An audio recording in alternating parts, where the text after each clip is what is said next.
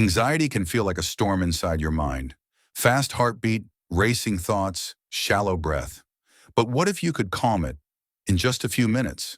Today, I'll share powerful breathing techniques that signal your body to relax and your mind to slow down. Box breathing. First, box breathing. Inhale through your nose for 4 seconds. Hold for 4. Exhale for 4. Hold again for 4. Repeat 4 cycles. This method is used by Navy SEALs to stay calm under pressure, and it works wonders for reducing anxiety. Second breathing. Inhale through your nose for 4 seconds. Hold for 7. Exhale slowly for 8. This slows your heart rate and relaxes your nervous system, helping you drift into a calmer state. Finally, diaphragmatic breathing. Place one hand on your chest, the other on your belly. Inhale deeply so your belly rises, not your chest.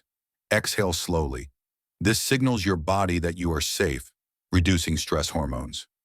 Practice these daily, even for just 5 minutes, and you'll notice less tension, better focus, and a greater sense of peace. Remember, your breath is always with you. Use it as your anchor. Breathe in calm. Breathe out stress. Art.